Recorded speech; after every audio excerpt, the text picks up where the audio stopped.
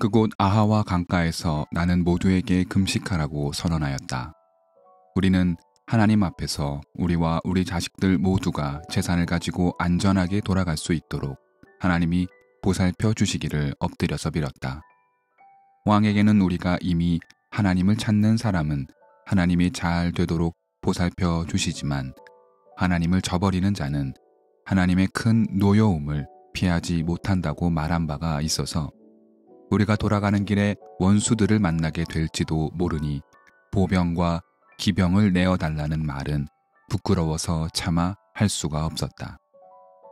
그래서 우리는 금식하면서 안전하게 귀국할 수 있도록 보살펴 주시기를 하나님께 간절히 기도드렸으며 하나님은 우리의 기도를 들어주셨다.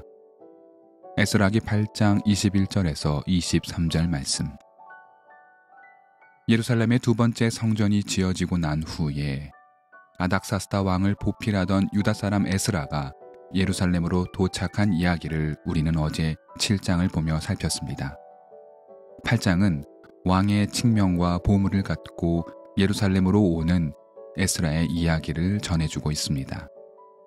8장의 시작은 에스라가 예루살렘으로 올 때 그 홀로 오지 않고 적지 않은 유다 왕국 사람들과 함께 왔다고 기록합니다. 이는 이스라엘의 귀환은 지역적인 사건이 아니라 대대적인 변화임을 암시합니다. 또한 계보의 기록이란 측면에서도 생각할 지점이 있습니다.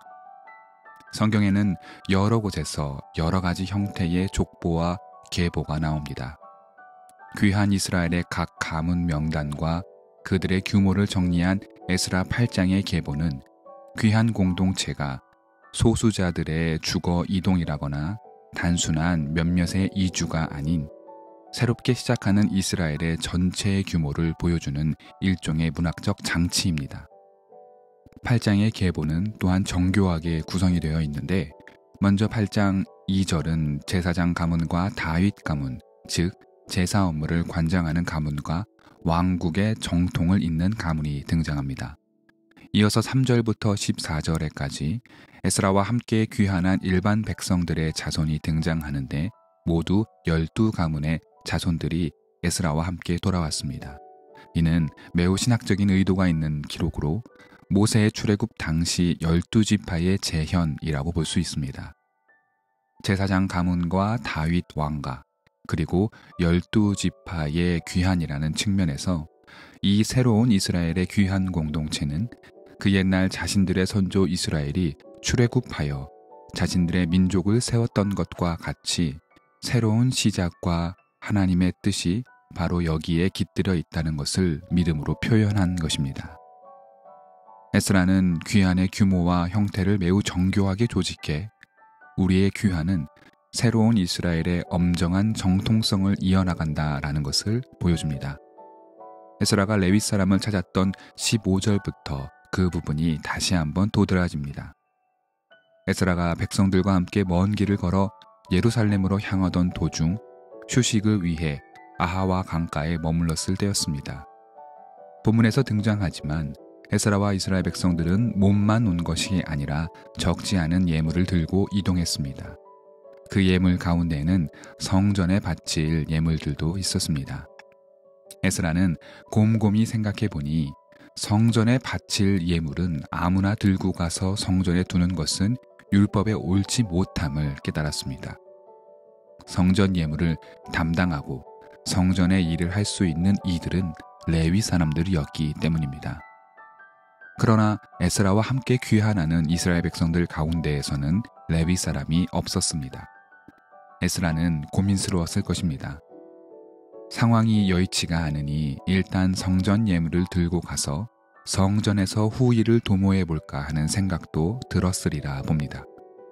그러나 에스라는 모든 것을 새롭게 시작하는 지금 추호도 하나님의 율법에 어긋남이 없어야 한다고 생각했습니다. 그래서 에스라는 신뢰할 만한 사람들을 인근 지방의 지도자들에게 보내서 레위 사람을 찾게 했습니다.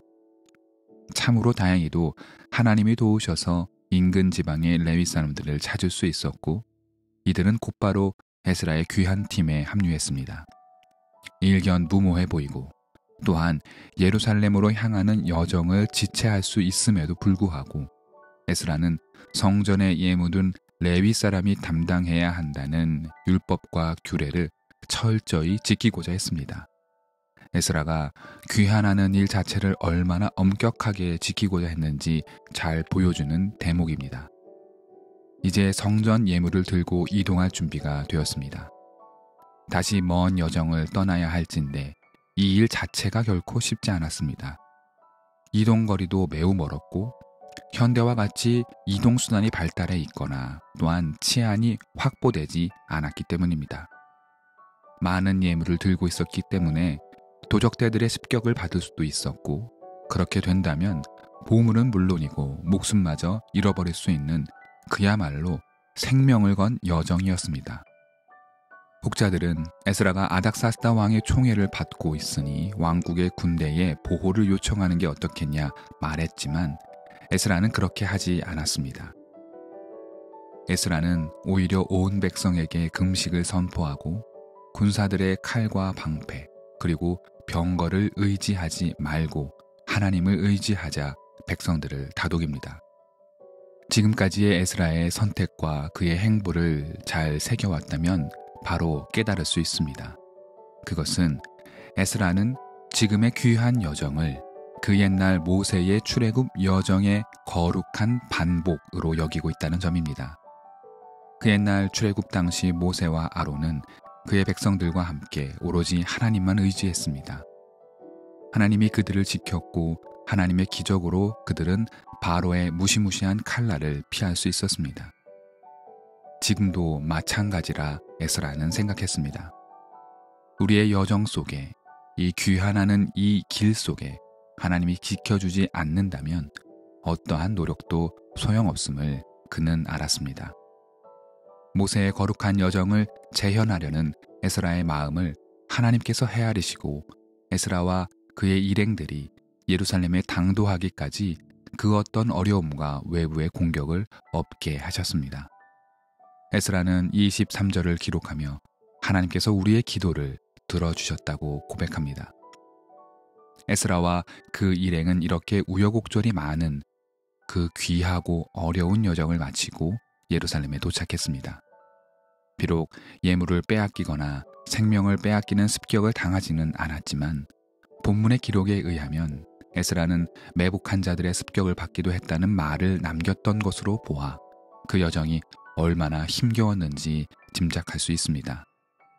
이렇게 길고 두려웠던 귀한 길을 마치고 마주하게 된 하나님의 성전이었습니다. 에스라는 어떤 심정이었을까요? 다시는 하나님을 떠나지 말아야겠다는 마음뿐이었을 것입니다. 하나님을 떠났을 때 에스라 시대의 이스라엘이 얼마나 큰 고초를 겪었는지 그는 온몸으로 배웠습니다.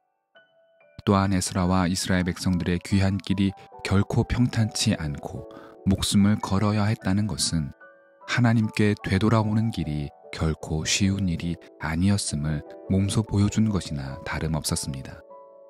우리는 하나님을 멀리 떠났다가 그저 마음 한번 다시 먹으면 다시 하나님께 쉽게 돌아갈 수 있으리라 생각하지만 그렇지 않습니다. 멀리 떠나올수록 되돌아가는 길은 결코 쉽지 않습니다. 그러나 하나님은 에스라와 그의 백성들을 무탈하게 성전으로 인도하셨습니다. 그 길이 길고 좁고 험난했지만 하나님은 에스라와 백성들을 포기하지 않으신 것입니다.